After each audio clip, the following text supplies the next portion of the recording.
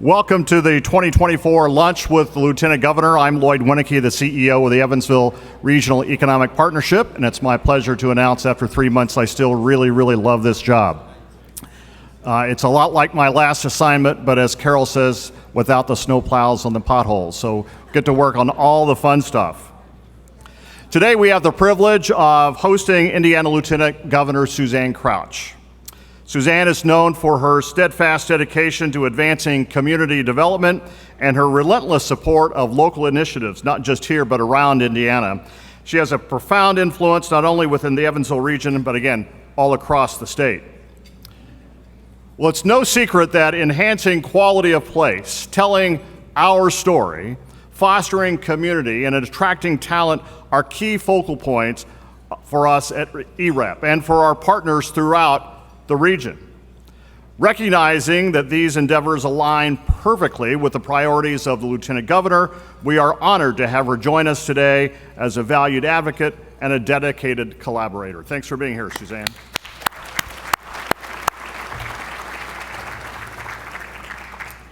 Well, if you haven't heard the news, the greater Evansville region this morning was one of 6 regions in Indiana that was awarded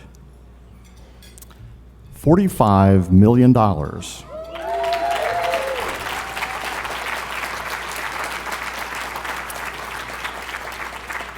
This is part of the Ready 2.0 project, so thank you to the administration for putting it in the budget. A special thank you to members of the legislature who approved the $500 million, so 15 regions around Indiana could really enhance our quality of place and transform our regions. One of 6 to get $45 million, really super pumped about that. The Evansville region received $50 million from Ready 1.0. We've leveraged that with over $300 million in total direct projects expenditure, and that's among the best in the state. Ready 1.0 paved the way for generations to come, setting in motion plans for our logistic corridor in conjunction with I-69, our regional industry cluster development, and our river vision with the Ohio River Vision and Strategic Plan. These plans will strategically position the Evansville region as a vibrant community for quality of place and quality of opportunity. Continued state investments into programs like this and renewal of the Office of Community and Rural Affairs Stellar Pathways program, directed by the Lieutenant Governor's office, have led to Indiana becoming a leader in quality of place. Now, along with the Lieutenant Governor today, we have other regional and statewide elected officials here. If you hold public office, would you please stand and be recognized? Don't be shy.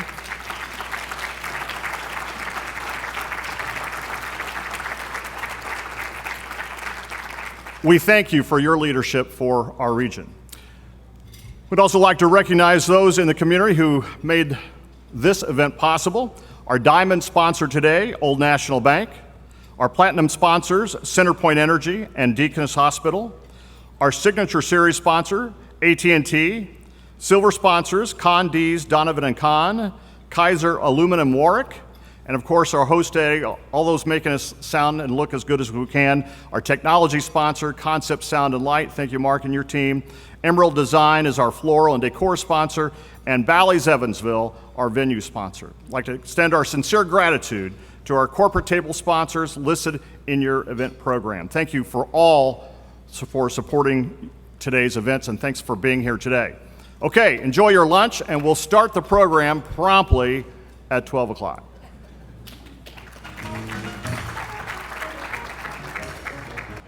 The best time to get on stage was when everybody's clanging their forks and knives on their plates, so everybody knows how much I love this. But we're going to go ahead and get kicked off here. As Lloyd said, we really appreciate everybody coming out today. We have a great event, and this is always a perfect opportunity to connect with team members in the community, but also hear from the Lieutenant Governor, so we're excited about that. So in a few moments, we are excited to welcome Indiana's 52nd Lieutenant Governor, Suzanne Crouch, along with my good friend and EREP, fellow EREP officer Luke Yeager, who's sitting next to me today. You often hear many of us say that EREP is in the business of building a vibrant region by prioritizing people, economy, and place by making an impact. I wanted to take a moment today to highlight the breadth of what that truly entails and the scope of what it means whenever I say EREP. EREP is economic development, it's regional planning, it's talent attraction, sports tourism, small business development, and lastly, EREP is for everyone. The influence, impact, and reach that this team of thought leaders commands of our regional economy and throughout the state are unparalleled. And that really goes back to the partnerships, the friendships, and the work environment that we all enjoy every day.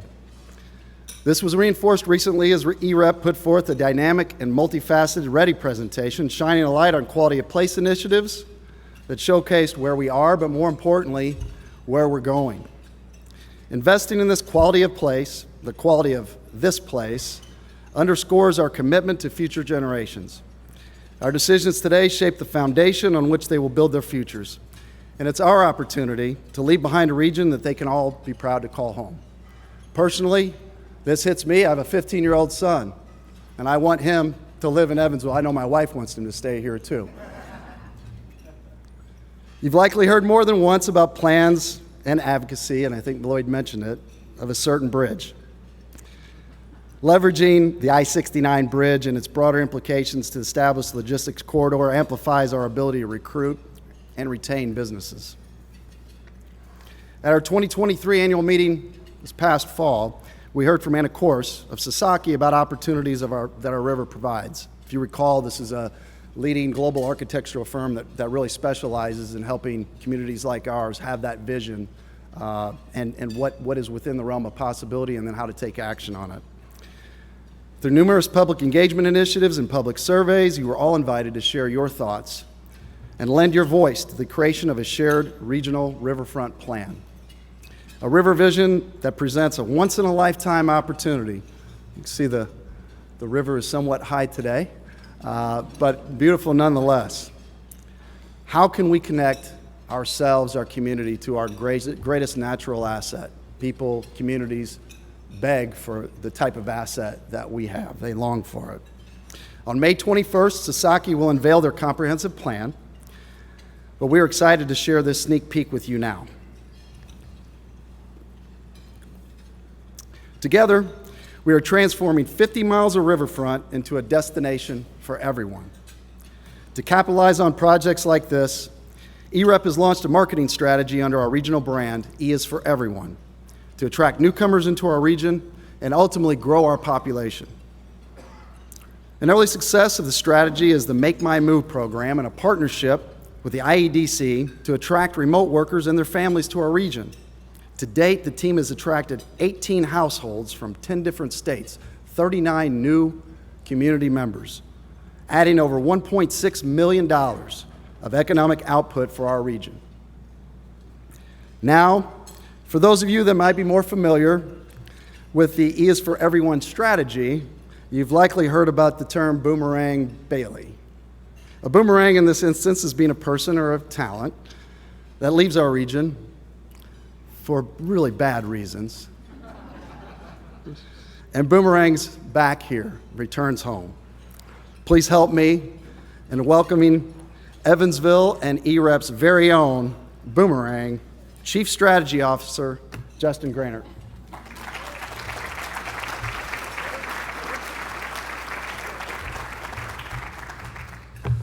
Thank you. Oh, this is where following a 7-footer becomes a problem. And thank you, Kurt. It's great to be home, back both in Evansville and at the Evansville Regional Economic Partnership. I'm also happy to report that the boomerang has been buried in the backyard. What a great day. It's an exciting time for our region. As we look forward to the future, we're grateful for the opportunity to talk with the Lieutenant Governor, not only about her tenure, but also about the future. Our region has been represented by great leaders throughout the years, but few have had the impact as Suzanne Crouch.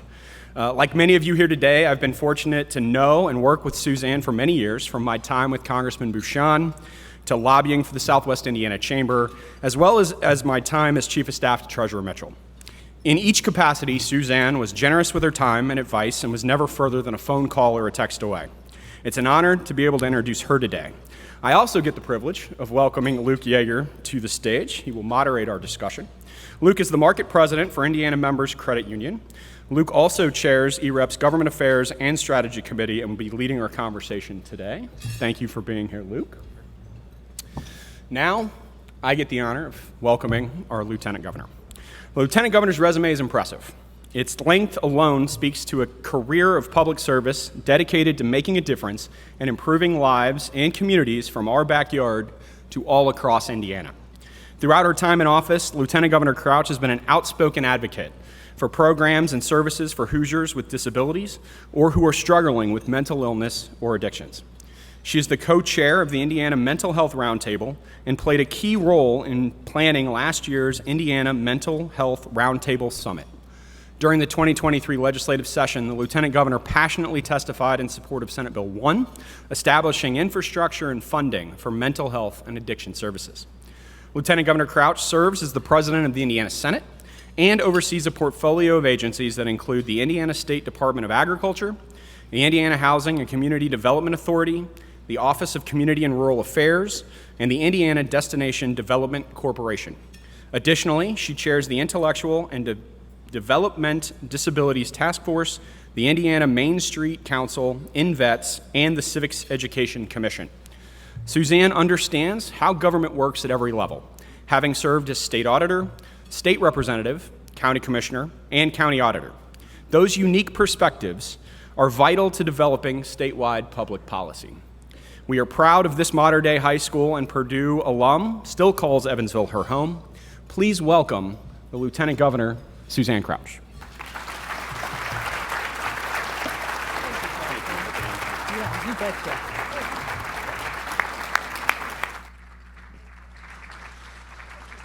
Thank you. Thank you. The microphones appear to be working okay. Yes. Are you Good. still riding high from the Final Four that Purdue just enjoyed? Boiler up. We had to sneak that in. I knew that was appropriate. Yeah. I think there's a couple of elections this year. How are you feeling? I know there's a lot going on. You look very energetic and vivacious. Things going well? You know, I like where I am. You know, I'm positioned well for the future, and I think this is an official event, so I hesitate to talk too much about running for governor and the May 7th primary. So, but no, I'm happy. It's probably appropriate we remind everybody that this is an election year, right? Well, obviously we've got some good news today with today's announcement regarding the Ready 2.0 funding. Southwest Indiana continues to lead with a constant focus on regionalism and collaboration. That has been seen around the state since the advent of regional cities and the Ready program. Discuss what you've seen and how it's impacted the state during your time in state government, Suzanne. Sure, but before I do that, since I do have the microphone, let me share with you all that on April Fool's Day, it was my husband and my 46th wedding anniversary. Can you imagine getting married on April Fool's Day? And I actually had a speaking engagement up in Greencastle. And so I said to them, you know, I apologize, but the minute I get through speaking, I'm heading to Evansville because it's my 46th wedding anniversary. Now, 46 years ago, my husband would stay up all night to see me. Tonight, I got to get home before he goes to bed. But you know, Indiana's in great shape. You know, one of the reasons I ran for state representative was to help turn our state around. And as state representative, auditor of state, and lieutenant governor, I played a key role in turning Indiana's economy around to where today we're number 1 in the Midwest, we're 6th in the nation for our business environment. The next chapter in Indiana's history is going to be about quality of life. And why is that important? Well, it's how we attract people, and it's how we grow our population. It used to be that people followed business, but today business is following people. And people want to live where they enjoy that quality of life. And that's why the Regional Cities Initiative and then the follow-up, Ready 1.0 and Ready 2.0, are so incredibly important because they're funding those quality of life, transformative projects that's going to attract talent to Indiana and help us grow our population. Indiana, unlike any of our neighboring Midwestern states, we've grown our population over the past 10 years by 300,000. But we still have 100,000 jobs that are unfilled here in our state. So we have got to be investing in those quality of life projects that will attract people to Indiana so that we can compete. We can't grow our economy if we don't have the workers to fill those positions. And so it started with the regional cities back in 2016, where the state invested $42 million in 3 regions of the state, Southwest Indiana being one of those regions. And that $42 million ended up attracting almost $1 billion of local and private investment. So the Ready 1.0 grants that were granted in 2021, which this region received $50 million, that $500 million is projected to attract $12 billion private and local investment here in Indiana in projects that are totally going to transform our communities. And so the Ready 2.0, with the additional $500 million that will be invested, will continue to do the same thing. It's how we compete for workers, how we attract talent, and how we grow our population. And what is so important about the Ready projects is we aren't leaving any part of Indiana behind. With regional cities, the state picked 3 areas that benefited. But with Ready, everyone got to compete. And so everyone can benefit from the investment that the state is making. And for every dollar that the state invests, it attracts $26 of local and private investment. What an incredible return on investment for Hoosiers here in our state, but it continues to help us be competitive. Now, I could talk about how we need to cut certain taxes and how that would really make us competitive, but that's a discussion for another day. Well, the program, Regional Cities and obviously Ready have been an incredible tool in our tool belt, and we're grateful to have it.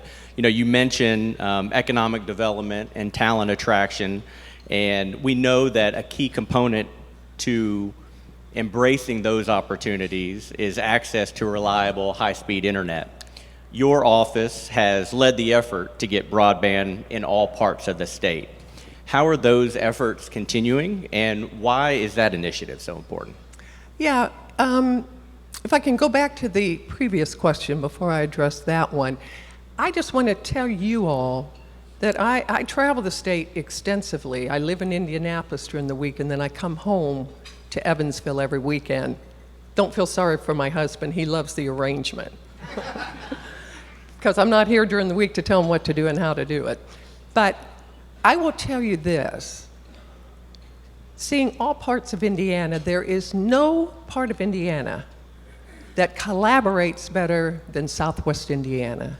There's no part of Indiana that is more caring, and there is no part of Indiana that is more connected than Southwest Indiana, and that is why you were one of the Regional Cities Initiative winners.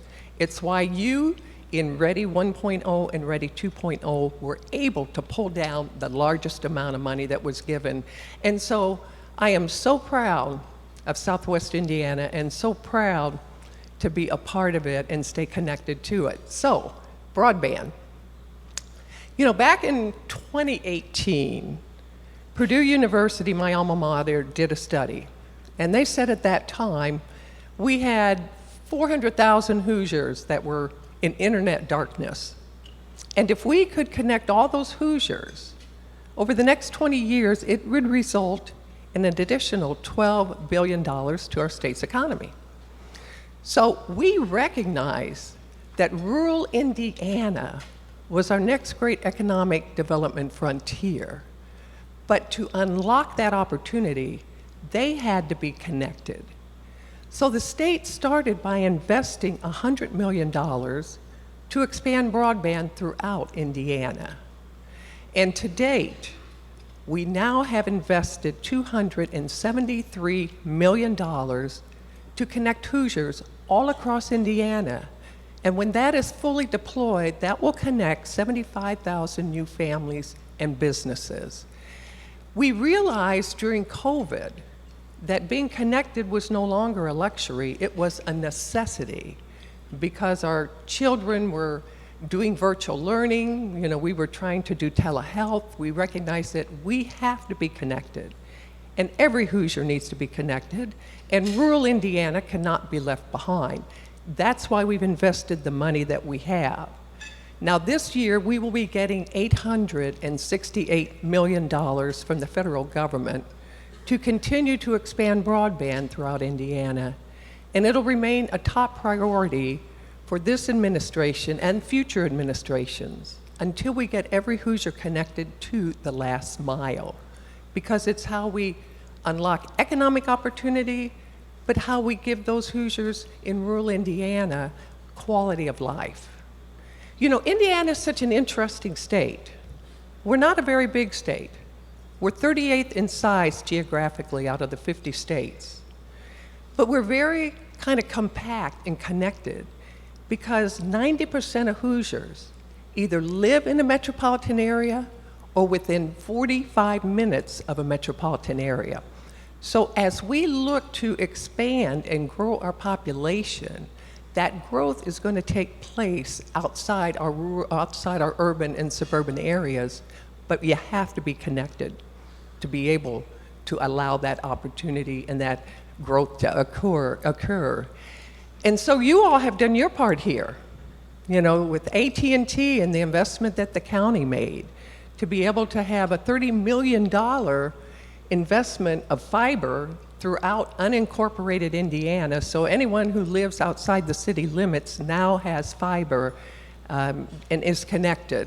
And I'm one of those people who constantly was having to restart the internet, and now, to date, I don't have to. So you're a broadband ready, Vanderburgh County's a broadband ready community, you have a broadband ready task force. It is how we unlock the future and the quality of life in Indiana. So it's been a big priority and will continue to be. That's outstanding. Connection obviously matters now more than ever.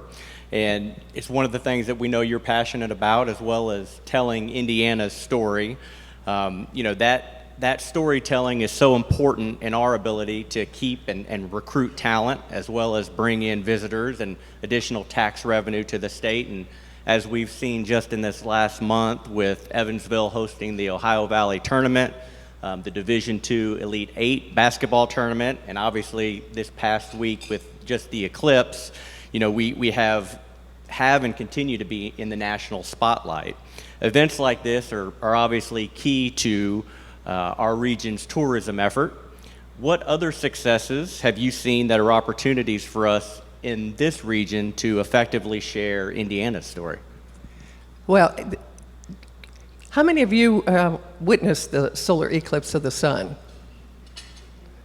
Yeah, that was a phenomenal experience. We had projected through the Indiana Destination Development Corporation, an agency that I oversee. It's really the tourism agency, that we projected there'd be 500,000 people come into Indiana for viewing that solar eclipse, and the economic impact would be $100 million. So we're actually studying to see what that economic impact was, but bless you. But we also know that we brought people from outside of Indiana.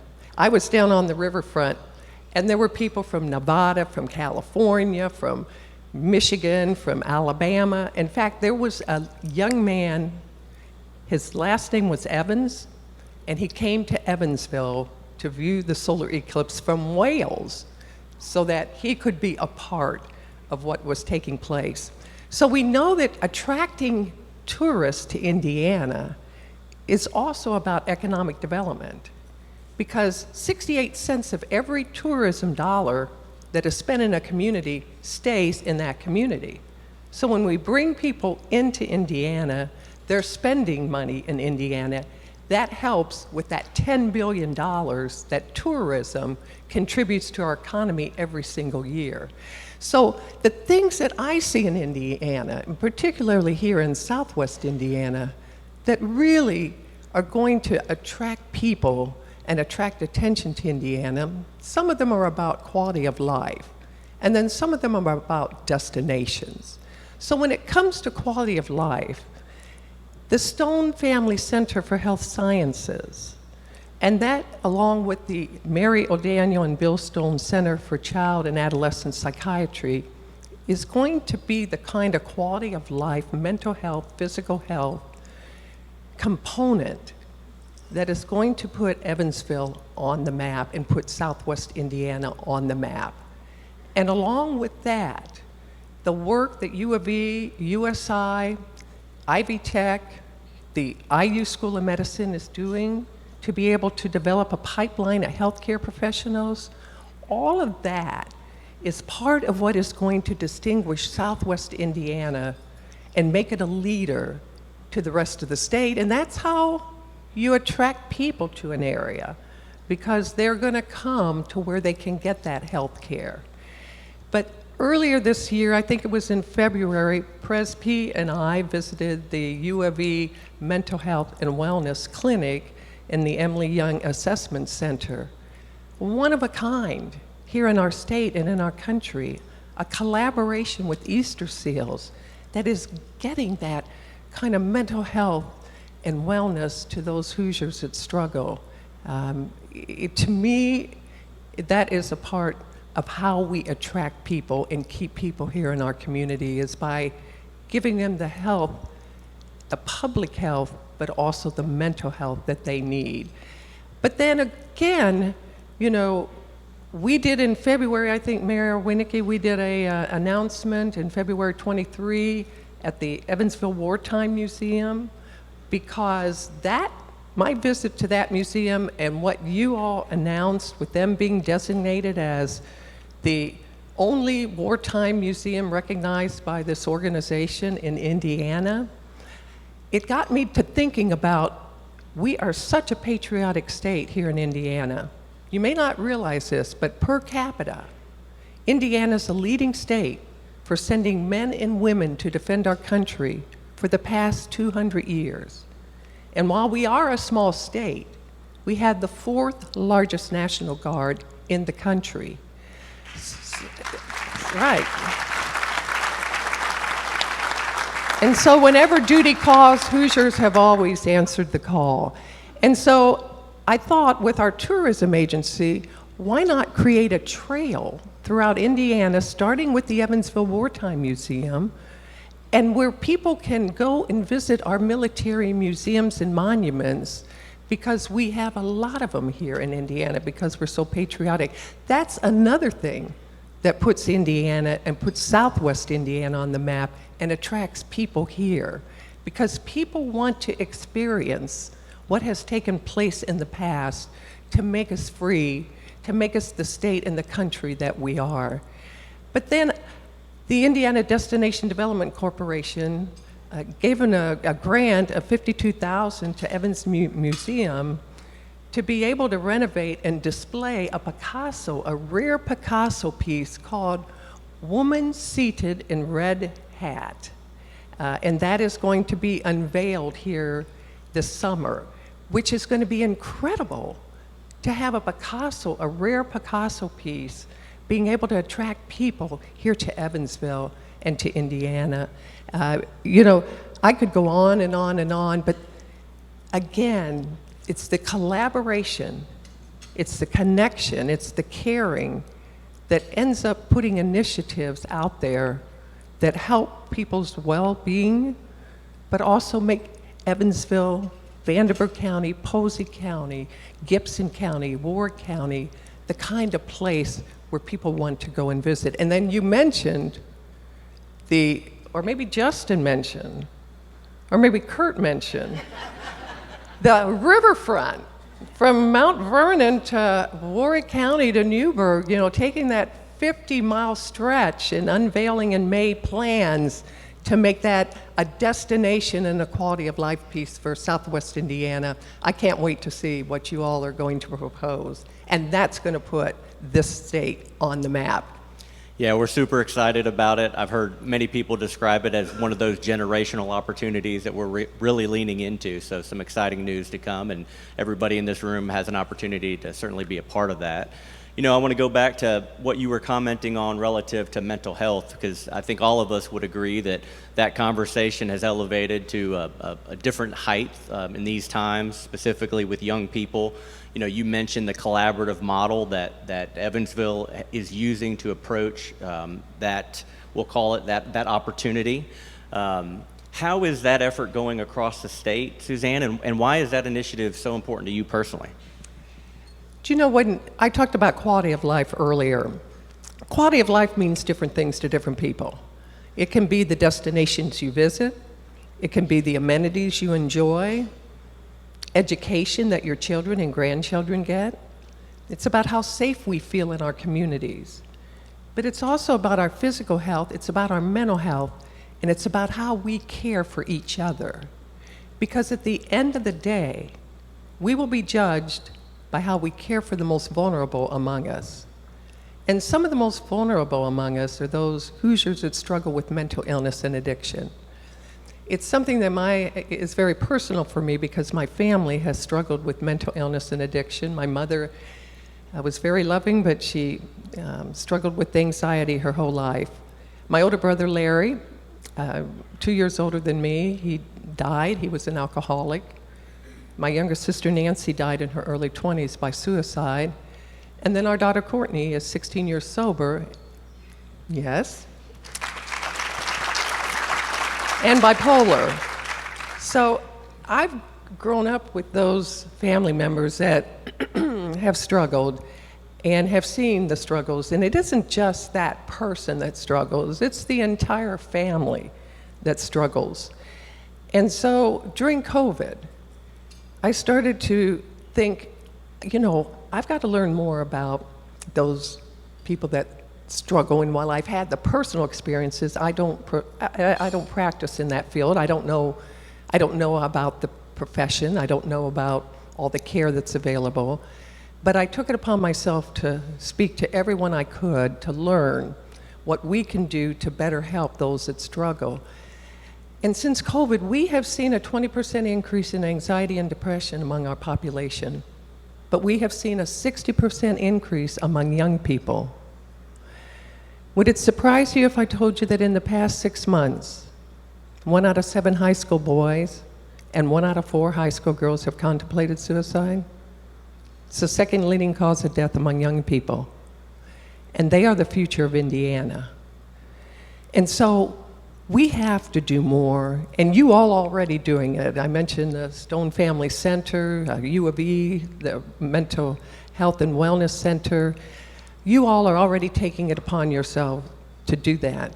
And we all have a role to play. We all have to do something about it. One of the things we can do is remove the stigma. And that's why I talk about my family. I never did before, not because I was embarrassed or ashamed, but it's painful. But we have to start talking about it, and we have to start doing things. And so the state has invested over $100 million, announced that back in the summer of 2022, doing community catalyst grants. And one of the things that they did is they granted $5 million to the Neurodevelopmental Center here in Evansville, which is a collaboration between Easter Seals and Southwestern Behavioral Health Care. I remember when I was a county commissioner, and I served on the ARC of Evansville board. And then when I was a state representative, I served on the Southwestern Behavioral Health Care.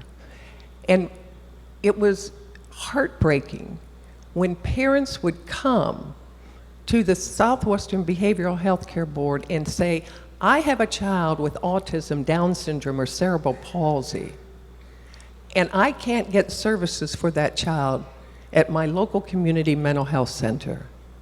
And so this grant is doing a pilot program where we are now going to be providing mental health services to those Hoosiers that have autism, Down syndrome, or cerebral palsy. Because while they have a special ability, they also are no different than the rest of us, and they deserve that health care. And I know that that is a pilot program that will be replicated all across the state of Indiana. So once again, Southwest Indiana is taking a lead when it comes to mental health and addiction, and so thank you for that. And of course, then, Youth First. And the great work that Youth First does, in the community, helping those children that are at risk, helping to prevent them from, getting into those crises. The tremendous work that you're doing is incredible. The state also has invested in the 988 suicide hotline.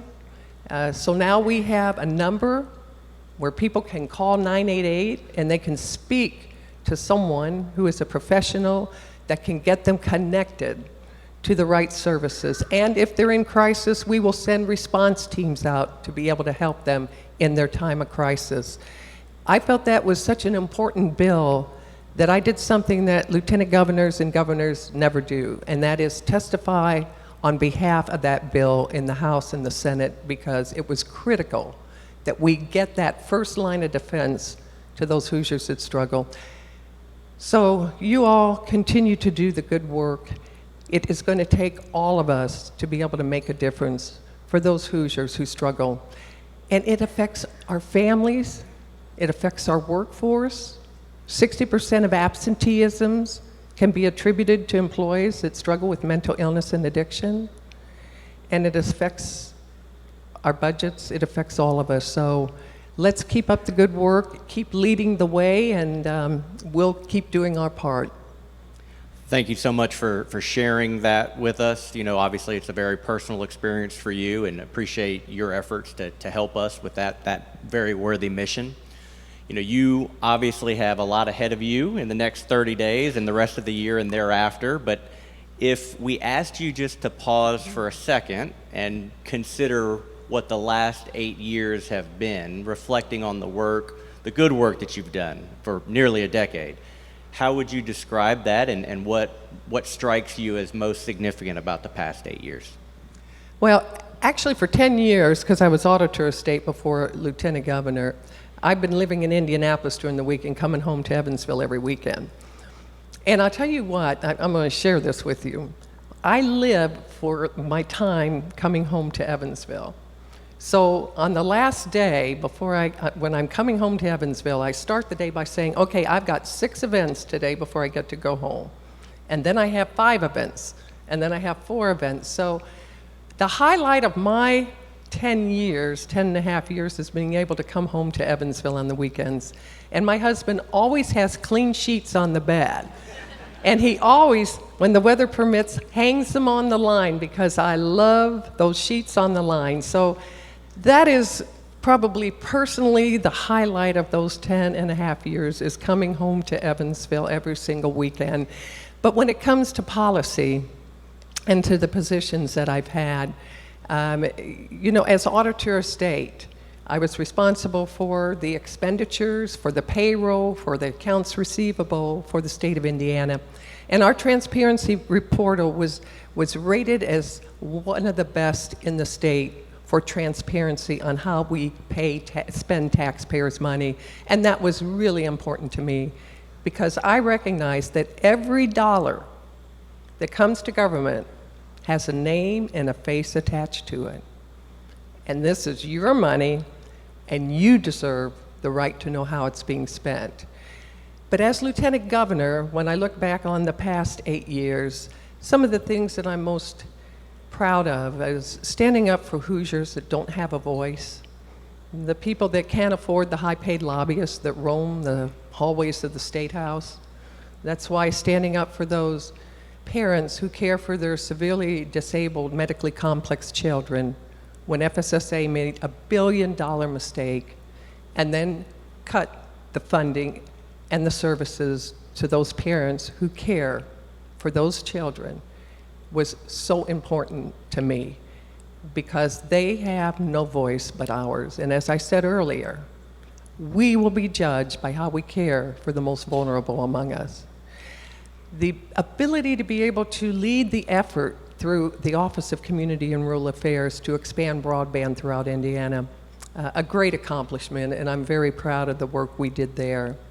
As Secretary of Agriculture, you know, when I speak to Rotaries and Chambers and I talk about big business, people don't automatically think about agriculture, but let me tell you, it is big business in Indiana. We have gone, since I've been Lieutenant Governor, from the 10th largest exporter of agriculture products in this country to the 7th largest state of agriculture products. Agriculture contributes $36 billion to our state's economy. 83% of Indiana is farmland, woodland, or forest. Think about that. Only 17% of Indiana is developed or inhabited. Or at least we think that's the case. It's why the Indiana State Department of Agriculture is undertaking a study to determine the amount of lost farmland from 2010 through 2022. That study's coming about because of the great work of the legislators who said we need to be sure that we're protecting our farmland. And I'll tell you, when I saw that China could buy up our valuable farmland, I worked with the General Assembly. They passed a bill this session to ensure that our farmland and land near our military bases cannot be bought up by the adversaries to the United States of America and to Indiana. We want China to buy our crops, but we don't want them to buy our farmland. So thank you to the General Assembly for that.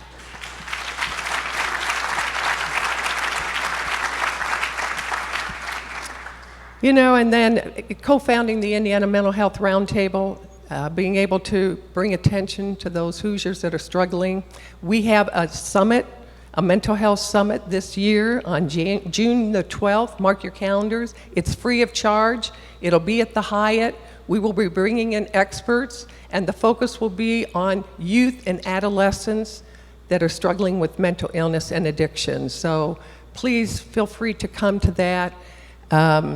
I mean, I could go on and on and on, but the greatest accomplishment that I have had is really serving Indiana and serving Southwest Indiana and being a part of this incredible part of the state. And thank you for allowing me to do that. Your support over the years has been incredible, so thank you.